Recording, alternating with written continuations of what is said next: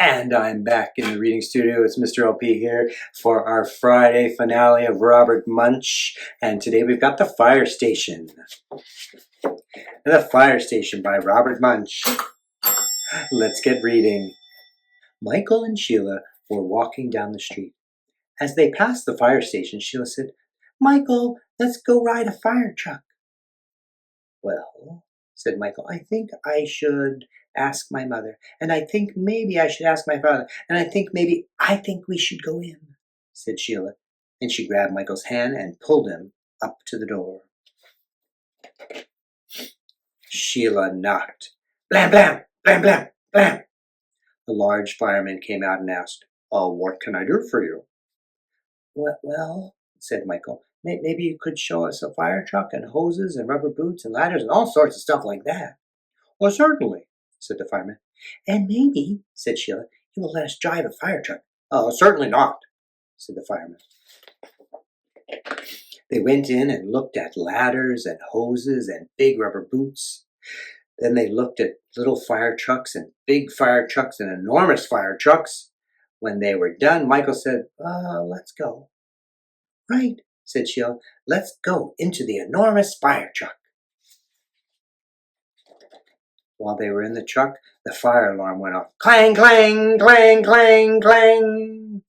"Oh, no, said Michael. "Oh, yes," said Sheila. Then she grabbed Michael and pulled him into the back seat. Firemen came running from all over. They slid down poles and ran down stairs. Then they jumped onto the truck and drove off. The firemen didn't look in the back seat. Michael and Sheila were in the back seat. They came to an enormous fire. Lots of yucky colored smoke got all over everything. It colored Michael yellow, green, and blue. It colored Sheila purple, green, and yellow. When the fire chief saw them, he said, "What are you doing here?" Sheila said, "We came in the fire truck. We thought maybe it was a bus. We thought maybe it was a taxi. We thought maybe it was an elevator. We thought maybe—" "I think maybe I'd better take you home," said the fire chief. He put Michael and Sheila in his car and drove them away. When Michael got home, he knocked on the door. His mother opened it and said, "You messy boy! You can't come in and play with Michael. You're too dirty." She slammed the door right in Michael's face. "My own mother," said Michael. "She'd never know me." He knocked on the door again. His mother opened the door and said, "You dirty boy, you can't come in and play with Michael. You're too dirty. You're absolutely filthy. You're a total mess. You're—" "Oh, my. Oh, no. You're Michael." Michael went inside and lived in the bathtub for 3 days until he got clean. When Sheila came home, she knocked on the door. Her father opened it and saw an incredibly messy girl. He said, You can't come in to play with Sheila. You're too dirty." He slammed the door right in her face. "Ow," said Sheila. "My own father didn't even know me." She kicked and pounded on the door as loudly as she could.